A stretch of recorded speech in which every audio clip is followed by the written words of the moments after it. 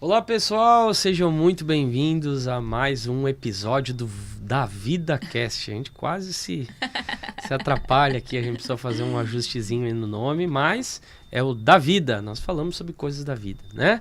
É uma alegria poder mais uma vez chegar aí ao seu coração, lembrando você que você consegue encontrar esse nosso material aí no meu canal, o canal do Dilson Gomes, né? Tem lá... Já chegamos a 25 já episódios, se não me falha a memória, 25, 26. Você tem muitos cortes lá de momentos muito especiais que a gente viveu aqui, relatos maravilhosos, testemunhos assim muito abençoados. Mas, gente, eu quero agradecer aqui os nossos patrocinadores, o nosso querido Giase Diógenes, consultoria imobiliária, cidade de Capão da Canoa.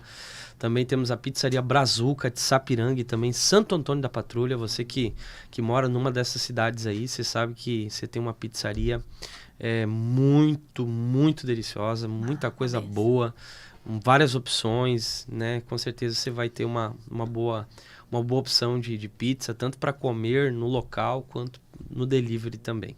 E também você que tem aí dúvidas e quer encaminhar sua aposentadoria, ou tem enfim, alguma coisa que você precise de informação, a gente tem a Costa Assessoria Previdenciária que vai ajudar você com uma ajuda especializada. Você pode entrar em contato, né? Nós vamos divulgar aí o Instagram deles aí nas nossas redes sociais, você consegue entrar lá, entrar em contato com eles e eles vão estar prontos aí para poder te atender. Gente, muito obrigado, são esses nossos patrocinadores que fazem essa programação acontecer. Verdade. Junto com a Rede Osana, na pessoa do nosso querido Silvano, Matheus que está aqui na técnica, a Rosângela que está aqui também nos acompanhando, que Deus abençoe vocês, né? Você que ainda não é inscrito no canal, se inscreve no canal, estamos chegando a 3 mil inscritos! 3 mil inscritos, provavelmente a hora que você olhar esse episódio já vai passar de 3, né? Porque falta só 2 inscritos para dar 3 mil seguidores, né? E olha que legal, nós já chegamos a mais de 1 milhão de visualizações. Glória a Deus, olha só. Entre os nossos conteúdos do Instagram e YouTube, então a gente está muito feliz. Mas, gente, eu sou o Dilson Gomes e hoje a gente vai ter um episódio muito especial. Por quê? Porque hoje vai ter uma convidada especial, que é uma convidada do Da VidaCast, que faz parte aqui. É a minha esposa, psicóloga Mônica Schmidt, mãe dos meus filhos. Ela tem 2 filhos lindos, eu tenho um marido lindo pra caramba também. Mas enfim, a minha esposa é mãe, né, psicóloga, mãe do Isaac e mãe do Gabriel. Tô recebendo aqui Mônica Schmidt. E tem o Gomes no final, né? Que maravilha. Deus abençoe sua vida, Mônica. Meu Deus, que só meio estranho falar assim nesse protocolo. Protocolo estranho esse. Obrigada. Bom, é interessante, né, falar sobre a minha vida, né, pro meu próprio marido. É interessante eu te entrevistar. Pessoal, esse conteúdo está sendo bem desafiador, mas na verdade, se fosse pela Mônica, talvez não sairia, porque ela fica meio receosa. Mas eu sempre achei muito importante poder ter um episódio, inclusive... algumas pessoas pediram nas nossas redes sociais, em algumas caixinhas de pergunta que eu pedi, as pessoas pediram, a gente quer conhecer a Mônica, quer conhecer a história dela, enfim, o que ela passou para chegar até aí. Então hoje vocês vão poder conhecer a história da Mônica, que é minha esposa linda e maravilhosa. Legal, né? Mônica, conta a sua história aí. Bom, feliz de poder estar aqui, contar um pouco da minha história, e como todos os convidados, a gente sempre faz uma reflexão, né? Fica em casa pensando, né? Como que eu vou falar, o que que eu vou falar, o que que é relevante. Então, eu nasci numa família chamada família disfuncional, né? Eu tive uma mãe solteira, eu tô com 37 anos, né? E a minha mãe, há 37 anos atrás, estava grávida de mim, com mais 2 filhos pequenos, que são os meus irmãos. Precisou, então, se separar do meu pai biológico, né? Do nosso pai biológico. Então, fui uma filha de mãe solteira, né? Então, imagina, se hoje a gente já tem um certo preconceito, um certo receio com relação a isso. Imagina tantos anos atrás, né? Então, cresci ali com o auxílio da minha avó, dos meus tios, os meus tios do lado materno. mesmo com a ausência do meu pai biológico, eu sempre tive muita presença dos meus tios que fizeram, sim, um papel de acolhimento de pai, assim, para mim, né? Sempre foram muito importantes para mim e para os meus irmãos. Me lembro dessa questão a paterna que marcou muito a minha vida, porque me marcou de um lado positivo. Eu consegui, depois de algum tempo, vivenciar e entender que eu tive muitos pais, mas ao mesmo tempo, no tempo da infância, foi muito difícil, porque nos períodos de escola, né? Me lembro de ter que fazer os presentinhos, né, pro Dia dos Pais e não ter para quem entregar, né? Então, hoje eu acho que se trabalha muito mais isso e se tem uma certa sensibilidade maior. Naquele período eu acho que não tinha, era uma coisa assim bem protocolar, tem que fazer o trabalhinho. Tinha que fazer igual. Tinha que fazer igual, e eu me lembro que a minha mãe tentava assim dar uma disfarçada ali e tal, entrega pro tio, ficava me sugerindo, né, os tios para entregar, e eu tinha o meu Dindo, né, que quando eu falo Dindo, eu tenho outros padrinhos, mas quando eu falo Dindo, ele sabe quem é, né, o Dindo Ademir, que participou muito ali da minha criação, né. Então, geralmente quando eu pensava em entregar o presente, eu pensava em entregar para ele. E eu me lembro que de repente eu tinha 6, 7 anos de idade. E aí a proposta da prof era fazer um licor de chocolate. Olha só. Para Dia dos Pais, meu Deus do céu. Educação raiz, né? Gente, raiz, né? Quando o álcool já era uma coisa assim mais, enfim. Cultural. Mais cultural, né? E aí minha mãe organizou uma jarrinha assim ai, meu Deus, de louça e tal. Eu lembro que era marronzinha. E aí tinha assim, tudo muito bonitinho. Organizou ali os ingredientes que a prof pediu e tal. E eu fui com o coração na mão. E eu sempre dizia, mãe, mas pra quem eu vou entregar? Que sentido tem eu fazer? Mas tem que fazer, filha. Entrega pro fulano e tal, tal, tal. E aí fiz aquele licor e entreguei pro Dindo, né? E eu me lembro que quando eu entreguei pra ele, né? Ele muito acolhedor, mas assim, aquele sentimento assim, meio de constrangimento, estranho. Né? Estranhamento. E aí, não me lembro se foi nesse dia da entrega desse presente, mas em algum outro momento, eu me lembro, que eu falei pra ele assim, eu disse, Dindo, eu posso te chamar de pai? E ele assim, um pouco tímido, um pouco, né, pensando em toda a situação, né, ele disse, Mônica, eu te amo muito, gosto muito de ti, dos teus irmãos, mas eu sou teu Dindo, eu sou teu tio, não posso ser teu pai. Então, assim, aquilo caiu como um peso tão grande no meu coração, né, mas segui, e aí ali na adolescência a gente teve uma dificuldade muito grande na nossa família, que às vezes as pessoas pensam assim, mas a Mônica começou a trabalhar com dependência química ou com vulnerabilidade social depois que ela conheceu o Dilson e tal. Não. Infelizmente, a droga, a dependência química, principalmente do álcool, já fez parte da minha família desde antes da minha infância, né? Perdi pessoas muito importantes devido ao uso de álcool, né? Que não apenas na família direta, né? No entorno, no entorno da família. Então, por isso mesmo, né? Por o álcool ser uma coisa, uma droga socialmente aceita. Se hoje as pessoas já têm uma certa aceitação, imagina há muitos anos atrás, onde a propaganda do cigarro era um cowboy, era o mocinho do cinema. Era mais né? Romantizado, né? Era romantizado. Né? E hoje, né, a gente vê, às vezes, um dependente químico de outras drogas, por exemplo, de crack, a gente fica assustado, né? E se a gente vê alguém caindo de bêbado, a gente acha engraçado. Então, a tragédia que São o álcool... São imagens diferentes. Isso.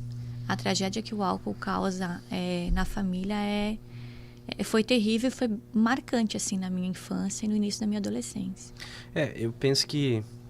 eu lembro, assim, de, por exemplo, festas com um propósito muito bom de reunir a família e, enfim, primo, porque as famílias, há alguns anos atrás, elas eram maiores, né? E o que acontecia é que, às vezes, a bebida literalmente estragava com a festa. Uhum. Um brigava com o outro e daqui a pouco dava uma desavença. Então, tem muita gente que se criou nesse tipo de ambiente, né? Eu também me criei assim. Mas pode continuar. E falando dessa questão das festas, né? Eu me lembro que na minha primeira comunhão foi criada na igreja católica e luterana, porque minha avó era da Sim, igreja uma festa luterana. religiosa, teoricamente religiosa. É. Minha avó é luterana, então eu gostava muito de ir na igreja luterana, tenho um carinho muito grande por essa igreja.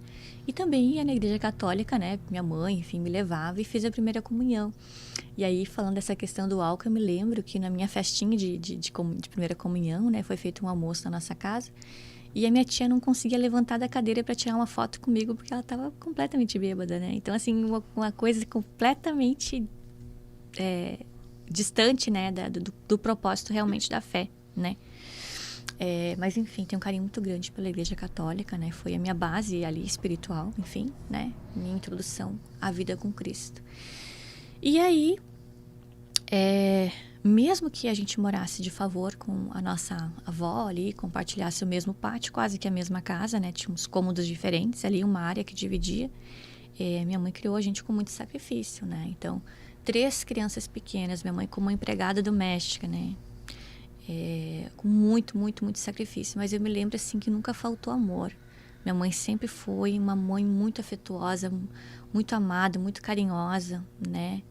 Então, assim, para mim era uma festa poder fazer, né? O presente do Dia das Mães na escola, para mim era uma festa, porque realmente eu queria retribuir, perdão, a mãe maravilhosa que ela sempre foi, né? Então, a gente também, essa questão do romantismo, né? Da mãe guerreira e tal, me lembro que às vezes as pessoas me falavam comigo, né, jovem, adolescente, ali, tua mãe é uma guerreira, tua mãe é uma leoa, porque tua mãe... Nossa, gente, não tinha como não ser. Sim.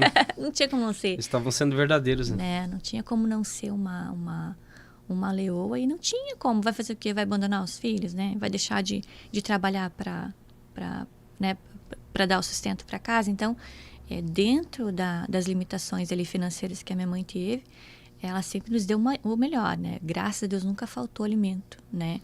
Mas tudo muito, muito regrado, né? E essa é uma reflexão que a gente faz direto em casa, né?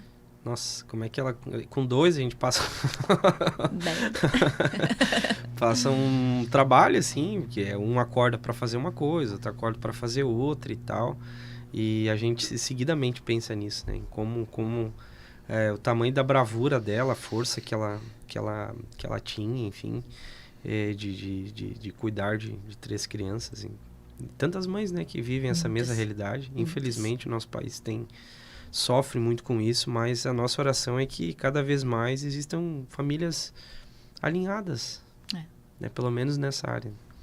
Mas ainda é muito comum, né, essa questão da ausência paterna. Eu vejo que hoje as pessoas ainda estão, assim, um pouco mais ligadas nesse sentido, né? Os pais têm tomado uma responsabilidade um pouco maior, mas ainda o índice de abandono, né, é muito grande. Muito grande. Eu não sei como é que foi para ti, mas, por exemplo, eu me lembro que na minha infância, a gente tem praticamente a mesma idade, mas uma mulher separada, ela carregava um preconceito. Não sei como é que era, se vocês percebiam isso. Mas, por exemplo, na minha região era difícil ter casais separados. Uhum. E hoje é uma coisa mais comum, mas eu acho que na época ela também carregava, além desse fardo não, né? Mas essa missão de ter que cuidar dos filhos e ainda ter que conviver com essa disfunção social aí. Uhum. Pesada, né? Pesada. Uhum. Muito pesado, né? E aí me lembro que depois ali na adolescência, né? Tive, então, essa questão do álcool, então, na família, já, infelizmente, né? Com alguns familiares. E aí tive uma pessoa muito amada da minha família que acabou se envolvendo realmente com a droga, né? Com a dependência química. E ali, realmente, a gente viu a nossa família virar de ponta cabeça, né? Aí a gente perdeu, e digo assim, mais da minha mãe, né? Perdeu um pouco o controle, porque realmente não sabia muito o que fazer, né? Não se tinha muita informação, ainda era um tabu, ainda era rebeldia, então, enfim, só a gente sabe o que a gente passou, né? Muitos julgamentos, né? Muita gente apontando o dedo, mas é porque, né? Pra minha mãe, porque não é firme, porque tinha que ser assim, porque tem que fazer assado. E minha mãe tentando botar comida na mesa, tentando dar educação, né? Assim, então, só a gente sabe a tristeza que foi, né? Conviver diariamente com uma pessoa que a gente ama, né? Amava demais, tendo esse problema com as drogas. E quando não te interrompendo, mas quando alguém é transpassado pela droga, geralmente, hoje a gente consegue ter esse olhar, pelo menos nós temos, né? E essa é a nossa visão e a gente procura sempre se posicionar nisso. É sempre bom salientar que o drogado é a vítima. É a vítima. Por mais que ele tenha tomado essa decisão, mas a droga, literalmente, ela vitimiza o ser humano. Ela faz o ser humano o que ela bem entende e quer, né? Então, quando as pessoas veem um dependente, é muito fácil você concluir, falta vergonha na cara. Eu concordo que em alguns pontos, assim, realmente, por exemplo, ninguém colocou um baseado na minha boca e ninguém colocou um baseado na boca do teu familiar, ou coisa assim. Mas a gente sabe que há uma ação de influência por detrás disso. E é sempre bom salientar isso. Talvez existam aí pessoas familiares, né, que estão agora nos ouvindo. Não olhe, né, para essa pessoa como o pior ser humano de todos. Vergonha, né? Sem vergonha. Que se quisesse parar. Tem um ser humano ali a ser descoberto e ser despertado, né? Claro que é um desafio. A gente sabe que depois que o dependente entra para dentro, é uma dificuldade, é uma guerra biológica, né? Uma guerra química. Né? Mas a gente sempre tem que pensar que quem foi vitimado, o que precisa ser combatido é a droga, né? Não é o ser humano. Exato. Então, tanto que tu vai pegar, por exemplo, a maioria dos dependentes, e essa experiência que depois a gente vai comentar, de a gente ter morado dentro de um centro de recuperação, mas só puxando aqui um pouco o assunto, mas a gente vai ver que tu tira a droga, tu encontra o ser humano ali de novo, né? Geralmente pessoas extremamente talentosas, doces, amadas, carinhosas. Então é a droga que literalmente deturpa o comportamento, enfim. Mas pode continuar, só precisava, eu achei que seria importante a gente pontuar isso. Perfeito, e realmente é isso, né? A gente fica com esse estigma, né, de vagabundo, né? Mas na verdade a droga, ela é sim, de repente ali a primeira experimentação é para uma diversão, mas Sim. ela acaba sendo um refúgio, né? E aí quando a pessoa chega um período que ela já não consegue mais ter o domínio sobre aquilo ali, né? E quando a família está despreparada, e a grande maioria das famílias... Bom, quem está preparado para ter um dependente químico? Ninguém está preparado. Ninguém vai se preparar para fazer um curso antes Ninguém vai fazer. Então, imagina, né? Minha mãe ali solteira, criando nós três ali e tal. Mesmo que com auxílio, enfim, um conselho, um abraço de um familiar. Mas não é a mesma coisa, né? Exato, a responsabilidade estava sobre ela e ela também, então se culpava, né? Enfim, e as pessoas também culpavam ela. É difícil, né, falar isso, mas é verdade, infelizmente é assim. E aí, então, eu sempre tive muito essa questão de cuidar do outro, né? Sempre, não sei, sempre foi de mim. E aí eu comecei, com 16 anos, eu fui voluntária numa casa de acolhimento, né? Na nossa cidade, ali em Sapiranga. Eu já gostava de cuidar de crianças, assim, né? Na verdade, eu estava querendo sanar no outro uma dificuldade que era minha, né? De ser cuidada. Exato, né? As crianças acolhidas ali pro lar, enfim, da nossa cidade ali. Então, é como tu se visualizasse nelas. Exato, algo mais ou menos assim. Exato, porque eu conseguia entender o que elas sentiam, Entendi. né? Mas eu, como uma adolescente, não conseguia verbalizar. Aí eu tô aqui, ó, te Você tá ajudando, cuidando de ti. Mas, na verdade, tô suprindo uma coisa que é minha, né? Eu tô tentando vir aqui me identificar contigo, porque tu tá passando por uma coisa parecida com o que eu sinto, né? Entendi. E ali, com 16 anos... E a gente sempre foi muito ligado à música, assim, né? Nossa casa, nossa família sempre foi muito musical. Meus tios sempre tocaram instrumentos. Nas festas de família, a gente também sempre teve muita música, né? E eu sempre fui apaixonada por música, né? Meu irmão do meio também é autodidata na música, né? Um excelente músico. Olha aí, ó, fazendo propaganda. Agora tá vendendo faca. Tá vendendo faca. Então, assim, eu cresci nesse meio musical e sempre tive, assim, né, o desejo antes enfim, de conhecer aquilo que eu entendo hoje como verdade, né? De ser, sei lá, musicista, de ser cantora, de ser uma Rita Lee, uma Janis Joplin, né? Olha só que loucura. Saudosa Rita Lee. Então, assim, cresci, assim, e gostava muito de envolver, né, com as bandas na escola, o pessoal que era da música, o Dilson, né? Conheci o Dilson na escola, no ensino médio. Sempre gostava de estar ali, envolvida com o pessoal da música. E a adolescência, para mim, foi um período muito difícil. Muito difícil. Tenso. Muito tenso, porque eu tinha muitos conflitos dentro de mim, né? Os próprios estudos científicos falam, né? E, enfim, de que quando a criança, né? Quando o jovem, ele tem essa falta... Porque o pai, ele tem propósitos na vida de uma pessoa, né? A mãe tem outros propósitos na vida de uma pessoa. Então, quando essa família é disfuncional, quando um desses papéis não está bem estabelecido, ausência, né? falta. Então, eu não tinha afirmação. Eu era uma criança que não tinha afirmação, né? Existem, enfim, pessoas da área, né, tal, que falam que a criança se apaixona, né? A menina se apaixona pelo pai e o menino se apaixona pela mãe ali na primeira infância, né? Porque são os modelos de referência. E eu não tinha esse modelo, não tinha ninguém que se apaixonasse por mim e dissesse: nossa, filha, como tu tá linda. Nossa, filha, como tu é especial. Os meus já se apaixonaram. Os nossos já se apaixonaram. Se apaixonaram demais. Estão apaixonados. apaixonados. Então, isso faltou, né? Faltou. Então, ali na adolescência eu tinha muito essa falta de confiança, né? Que eu trabalho até hoje em mim, segurança, né? Porque o pai é aquele que diz, vai. A mãe é que bota o curativo no joelho. O pai é o que diz, bota o curativo e sobe de novo na bicicleta, vai que tu consegue. E eu não tinha isso, né?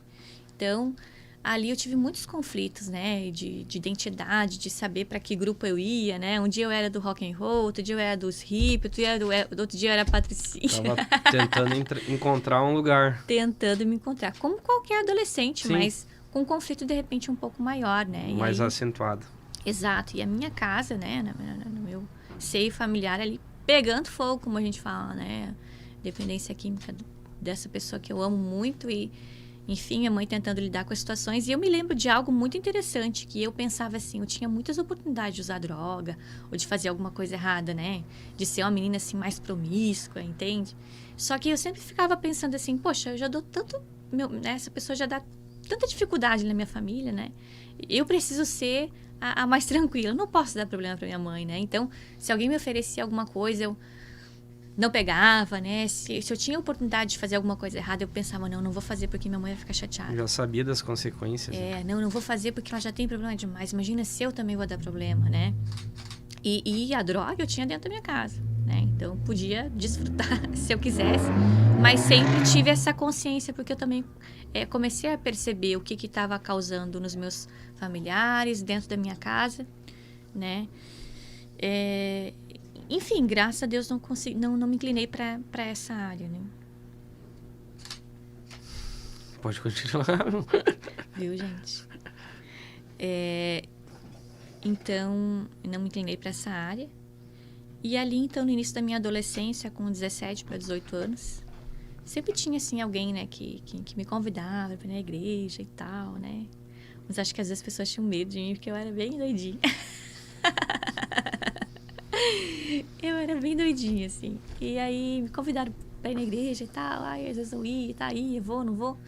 E aí um dia eu fui, né, enfim. E aí eu senti algo muito louco, assim, né? Muito lindo do Espírito Santo, assim. Deus me pegou de jeito ali. Eu tava num conflito muito difícil ali, familiar. E ali eu me lembro que essa igreja que eu me converti, né? Há 20 anos atrás... Ela era uma igreja, assim, muito moderna, né? Assim, para a região e para a cidade, digamos assim, né? Era uma igreja que estava, assim, em pleno avivamento, né? Era uma igreja que tinha muito latente, assim, os dons do Espírito Santo. Uma igreja muito ativa. Uma igreja muito... trabalhava muito a santidade, né? Enfim. E me converti naquele ambiente e aí, realmente... eu não perdi os meus problemas. Eu continuei tendo problemas, de repente, até maiores dos que eu estava tendo ali. Mas eu consegui dar norte para os meus pensamentos, eu consegui ressignificar algumas coisas, eu consegui entender e eu consegui ter aquilo que a Bíblia diz, né? Que a paz que excede todo entendimento. Então, no meio de toda aquela bagunça que eu vivia, no meio de todo aquele caos que eu estava vivendo, de toda aquela angústia, de toda aquela incerteza, de toda aquela falta de afirmação, eu encontrei aquilo que me dava paz e que fazia com que eu entendesse que eu era alguém importante, que eu era alguém especial, né? E que eu tinha, sim, um Pai Celestial que me amava e que ia cuidar de mim a partir daquele momento, que já tinha cuidado, né? Mas que em algum momento eu consegui abrir a porta para ele e ele entrou na minha vida. Mas um conceito de paternidade começou a surgir no teu coração. Exatamente. Isso é uma dificuldade, né? Porque as pessoas, elas às vezes não conseguem permitir que esse Pai Celestial, né, as encontre. Então, geralmente elas projetam, às vezes, a percepção de experiência paterna aqui da Terra para Deus. E, na verdade, Deus é o nosso Pai, nosso perfeito. E como é que foi, assim, os primeiros passos, assim, da conversão, família? Houve alguma resistência? Muita resistência, né? Há 20 anos atrás. Eu acho que a gente não tinha tantas igrejas assim, né? Assim, Bem pouco, perto de hoje. E não era muito comum, né, as pessoas se converterem. não era muito comum. E aí eu me lembro que em casa foi, assim, um choque, né? Eu me lembro de um amigo bem doidinho que eu tinha. E ele se dizia, assim, do mal, né? Não vou falar a palavra aqui. E aí um dia eu tava na parada de ônibus, esperando o ônibus, né? E eu tava com a minha Bíblia, eu tava assim, nossa, eu tava apaixonado por Jesus, né? Primeiro amor. E aí ele veio conversar comigo, mãe, não sei o quê. Fui falar, tu te converteu. Meu Deus, o dia tem uma Bíblia. Até uma Bíblia. Meu Deus, tu te converteu mesmo. E eu era, assim, muito fã de bandas, assim, né? Eu era meio idólatra, assim, na verdade, né? De algumas bandas. Tinha muito essa cultura há um tempo atrás, né? Hoje eu não sei como é que estão os jovens, né? Eu acho que também a questão da musicalidade tá um pouco complicado para eles pegarem uma banda e se... nem tem... gostarem, assim, né? Como eu gostava. O ritmo, o padrão diminuiu demais. Então, assim, eu tinha muita paixão, assim, pela música, colecionava, né, CDs, camisetas, e me desfiz de tudo aquilo, né, entendendo algumas coisas, e é claro que para cada pessoa é diferente, mas eu precisava fazer aquela renúncia, né, e aí meus amigos, como assim? Tu botou CD fora? Como assim? Tu não deu pra mim, né, meus amigos. Quebrou o CD. Queimou. Você tá doida? Meu Deus, enlouqueceu mesmo, converteu, ficou louca mesmo, né. E eu me lembro que um testemunho que impactou muito a minha vida naquela época, que eu fiquei pensando, meu Deus do céu, esse negócio do evangelho é doido mesmo, né? Que era o Rodolfo Abrantes, que era das, né, banda Raimundos, muito conhecida, a conversão né? dele foi muito forte. O Matheus não deve conhecer, o Matheus é um bebezinho, né? Ele não viveu esse tempo, mas... o Rodolfo Abrantes, ele escuta. Não, esse pode. Então, eu me lembro que quando o Rodolfo se converteu, eu pensei, meu Deus, cara, fizeram uma lavagem cerebral na cara, né, nesse cara aí. Como assim, né? No áudio e tal. Então, foi mais ou menos isso. A minha conversão foi bem radical mesmo, né? Eu precisei não da água pro vinho, mas do vinho pra água. Então, assim, foi um período que eu também, infelizmente, já estava começando a fazer uma iniciação do uso de álcool, né? Posso falar aqui. No início da minha conversão, ali um pouco antes de eu me converter, né? Eu estava numa situação muito difícil e realmente, como a gente estuda às vezes, né, a maldição hereditária, né, ou portas que as nossas famílias vão abrindo e a gente não fecha, eu ali, graças a Deus, na iniciação ali do meu uso de álcool, eu consegui encontrar Cristo. Senão eu não sei o que seria, né? Porque a mulher é muito mais frágil, né, para as drogas e para o álcool, então... Deus guardou, né? Deus livrou, graças a Deus. E daí, essa questão, assim, essa resistência e tal, esses primeiros passos, e como é que foi depois, assim, pra ti, esse despertar pra profissão que tu tem hoje? Como é que foi esse desafio, enfim, como é que começou a projetar, como é que isso surgiu, começou a surgir no teu coração, ou já era um desejo de criança? Conta aí pra gente poder entender essa história toda. Bem legal essa pergunta, Dilson, porque quando eu era criança, eu sempre... Olha só que interessante o nome da gente, né? Você sabe o significado do seu nome? É bem interessante. O significado do meu nome, eu me lembro que uma vez a minha discipuladora, né, da igreja fez esse estudo com a gente, né?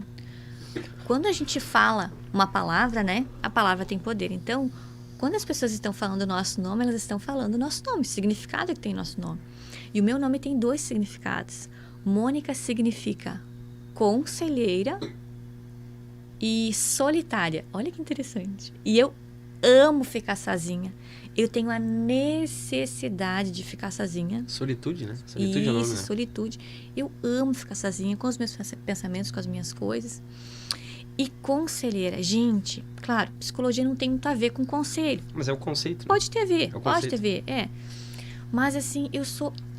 Desde pequena eu sempre era aquela amiguinha que...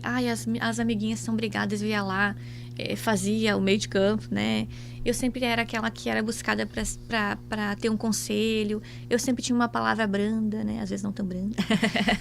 Às vezes mais colérica.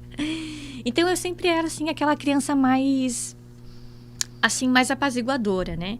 E eu me lembro que a minha avó materna dizia, mesmo, olha só, com o conceito dela assim mais, né, atravessado, né, de que conselheira psicóloga, ela dizia, a Moni vai ser psicóloga, porque a Moni vai ser psicóloga. Eu já dizia isso. E eu não entendi, eu pensava, psicóloga, dá conselho e tal, né?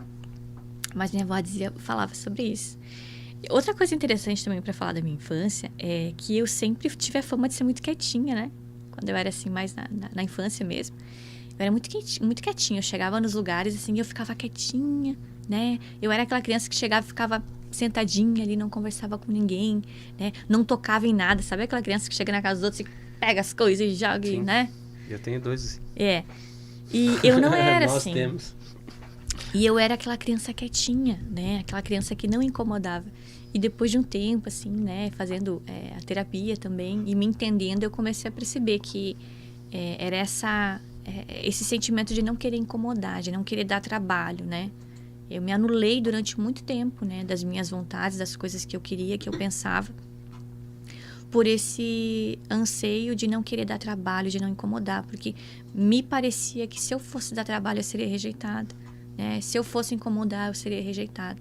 Né? Eu não quero incomodar. Tanto que a gestação da minha mãe provavelmente foi uma gestação inesperada, né? Então eu já vi incomodando, né? Eu já cheguei não sendo convidada. Então eu já cresci pensando, eu não posso incomodar. Eu tenho que ficar quietinha. Ninguém me convidou para estar aqui. Eu não fui uma filha planejada, então eu não posso dar problema. Eu tenho que ficar aqui quietinha, né? Então são coisas que às vezes é só a gente consegue entender com o tempo, se analisando e se percebendo. Por isso que não dá para analisar a história de uma pessoa por algum comportamento específico dela, né? Uhum. Sem antes analisar o contexto inteiro, né? Sem conhecer o enredo todo, né? Porque às vezes a gente avalia muitas pessoas por uma resposta mais, sei lá, um pouco mais acintuosa, ou por um silêncio, ou diz, a pessoa é tímida, mas de onde é que vem essa timidez, enfim. Uhum. Então, só que a gente tem a gente não quer pagar esse preço, né? De pensar, poxa, mas será que essa timidez não é a resposta de algum comportamento, a ausência de alguma coisa? De alguma coisa que está acontecendo. Então, sempre é bom pensar sobre isso, que às vezes as pessoas acham que tudo é uma questão, enfim, sei lá, enfim, a pessoa não querer, quis, né? não quer, não tá afim. Então, não é só isso, né? É muito interessante. Então, eu tinha muito isso, né? De ser a criancinha que não incomodava, né? A criança que era quietinha, que era tranquila e tal. E, enfim, então essa questão da minha avó falava muito sobre isso. E aí, quando eu me converti, fui muito ativa no ministério, assim, amava, também fazia parte do Ministério de Louvor, também ajudava a cuidar de outras coisas na igreja. E a igreja onde eu congregava abriu uma casa-lar, né? Uma casa de acolhimento infantil. E aí, de pronto ali, no início, já comecei a trabalhar, fui uma das primeiras pessoas que começou a trabalhar ali como mãe social. E foi, assim, um período que marcou muito a minha vida no sentido de aprendizado, no sentido de empatia. Me fez entender muita coisa, me fez ser grata por muitas outras coisas, né? Porque as crianças que estavam ali, elas eram destituídas do poder familiar, então elas já estavam para adoção. Os casos que a gente acolhia nessa casa-lar, eram casos muito graves, então não havia mais a possibilidade, ou se havia, era muito remota dessa criança voltar. Já tinha certeza que eles não voltariam para a família. Provavelmente não voltariam, né? E se voltasse, seria de repente para um familiar distante que quisesse, porque os casos eram muito graves. Então ali foi muito interessante, porque eu trabalhei muitos anos ali. Quando eu não estava trabalhando de carteira assinada, eu trabalhava como voluntária. Né? Eu estava assim naquelas indas e vindas ali, né? Acho que eu trabalhei de repente umas 3 vezes de forma... enfim, ali como a carteira assinada e tal. E quando eu não estava trabalhando, eu era aquela pessoa que, né, minha pastora me ligava, Moni, pode vir aqui, vou e tal. E então, assim, já foi um processo, de repente, pro que hoje eu faço, né, e foi um aprendizado. E é aquela história, né, quando a gente está passando por determinada situação, a gente não entende, né? Quando a gente está em algum trabalho que causa algum estresse, causa alguma angústia emocional, a gente não entende, né? Porque era um ambiente muito difícil, né? Era um ambiente muito estressante, mas ao mesmo tempo um ambiente muito de amor, né? E reflexivo também. De reflexivo. Então, hoje eu entendo que eu ter me formado de repente um pouquinho mais tarde, né? me trouxe uma bagagem enquanto pessoa e de vivências que eu tive e tenho, que me ajudam muito mais no meu trabalho, né? Como psicóloga, nos atendimentos, ou até mesmo num conselho, né? Num abraço. E principalmente aqui, claro que a gente fala muito sobre a função exercida, né?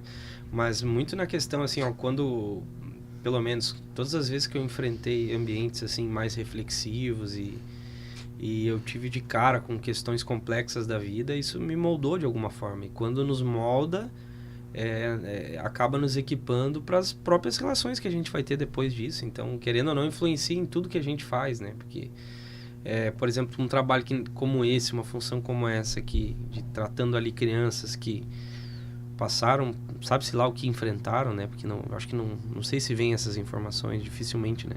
Mas o que se sabe é que passaram, né? Então, e ver, enfim, tu acaba sendo um pouco mais grato por algumas coisas que às vezes a gente acaba não sendo. E tantas outras reflexões possíveis. Sim. Que podem ser feitas a partir disso. Sim. Mas pode continuar, te interromper. Não me interrompeu, mas realmente é isso, né? Então, essa questão de trabalhar como mãe social também me ajudou muito. E aí, logo depois que a gente casou, né? Nós fomos morar numa comunidade terapêutica, que é o Desafio, Luz no Vale. Ó, povo querido. Beijo, pessoal. Nossa segunda nossa casa. Família, nossa segunda ainda casa, né? E então a gente começou a desenvolver um trabalho lá, né? Eu já tinha iniciado o meu curso de psicologia, né? E o meu curso de psicologia foi muito interessante, né? Eu sempre tenho que citar essa pessoa quando eu falo, né? Da minha vida. Foi minha querida pastora Vânia Rorato, ó. Já esteve aqui. Beijo, já esteve aqui, tem episódio com ela. Maravilhoso, você pode procurar aqui no canal. E só deixa eu dar uma notícia rápida aqui. 3.000 seguidores já. Maravilha. Glória a Deus, Deus abençoe. glória a Deus, Acho que o Gui foi o 3.000. Um abraço aí, pessoal. Gente, então assim...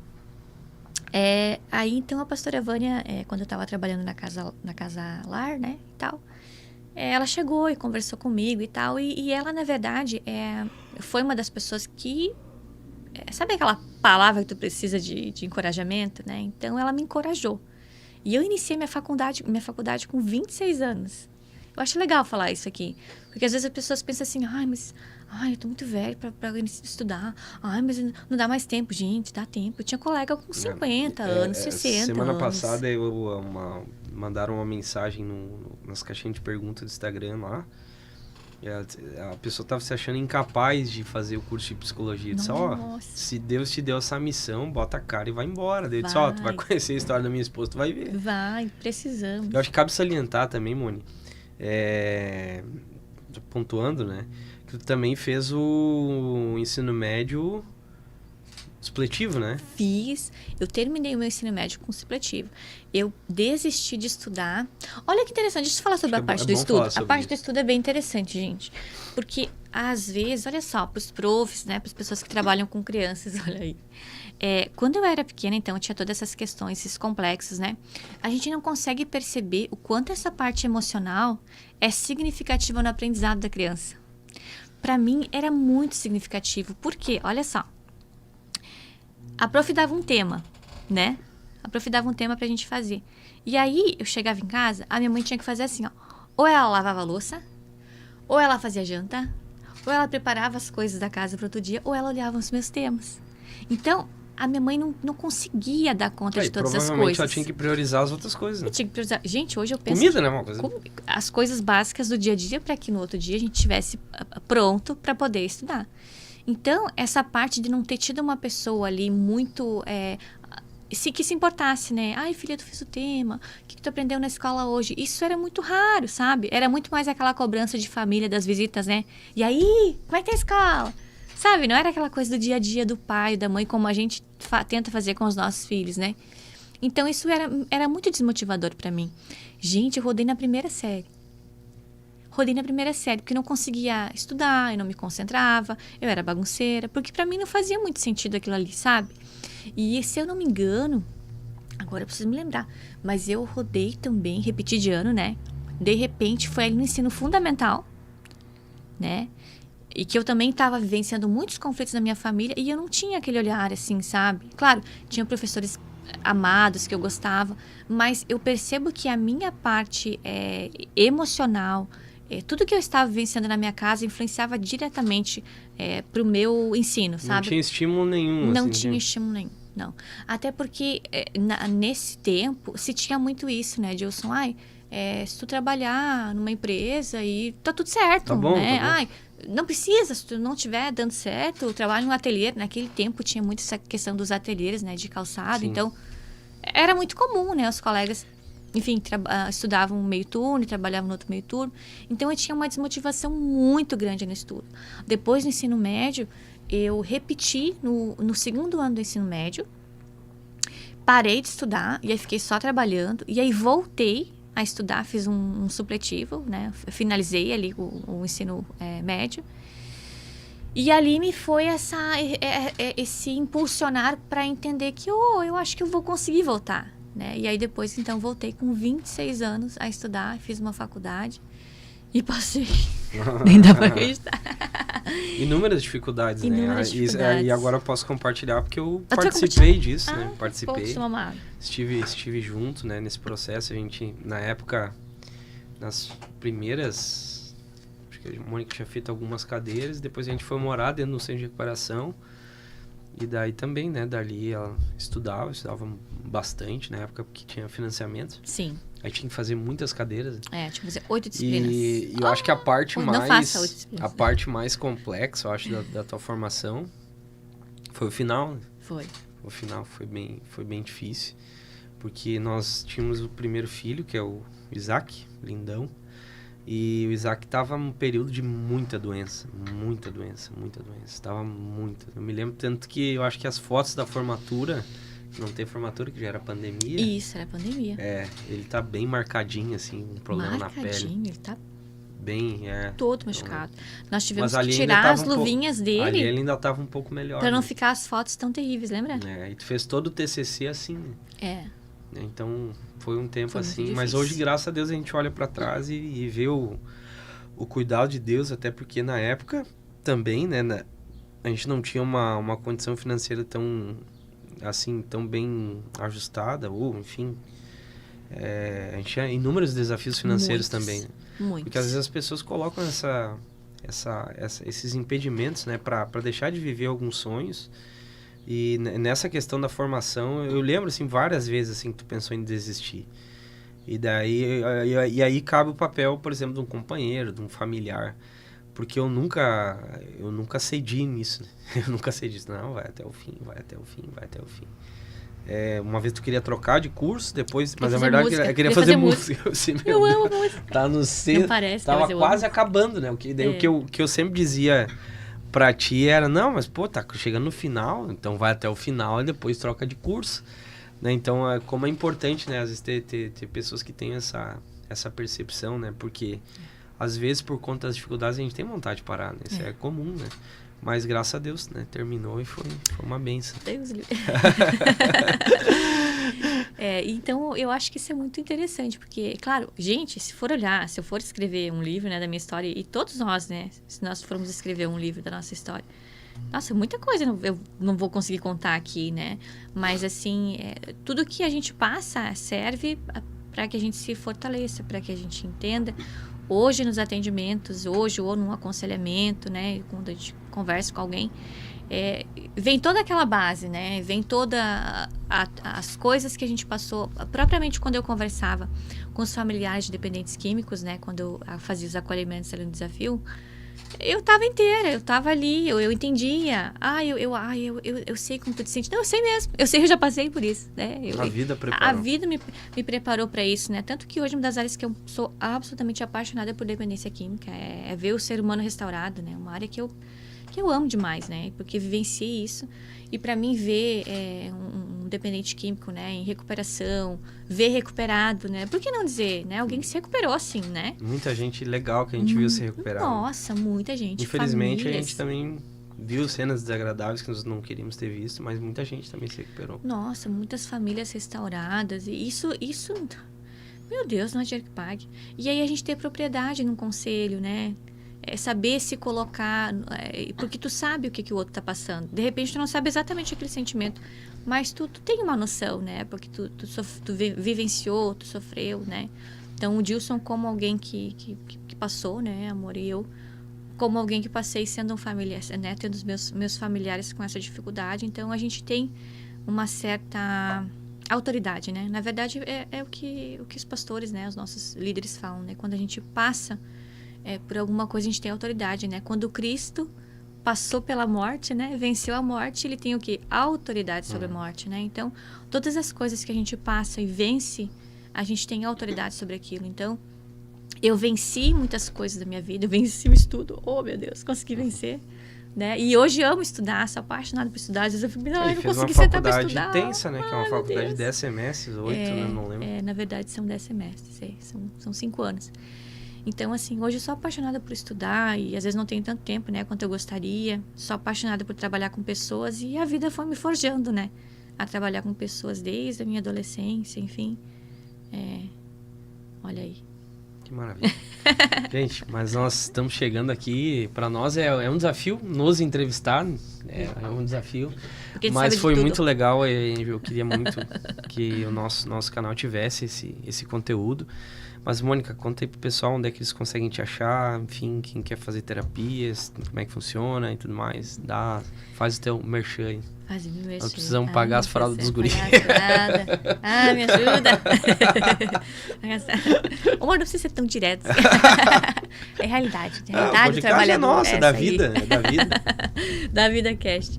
Então, você pode me achar no Psicóloga Mônica Schmidt, no Instagram, tá? Tem lá já o linkzinho que você consegue me achar no WhatsApp, tá?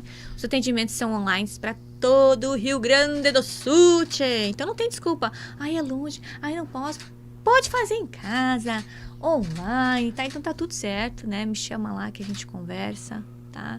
E vai ser uma bênção, né? Deus tem levantado muitos outros colegas também com essa visão, né? Às vezes as pessoas tinham muito isso, né? E vou num psicólogo que de repente vai ter um outro viés religioso, espiritual. E tem sim.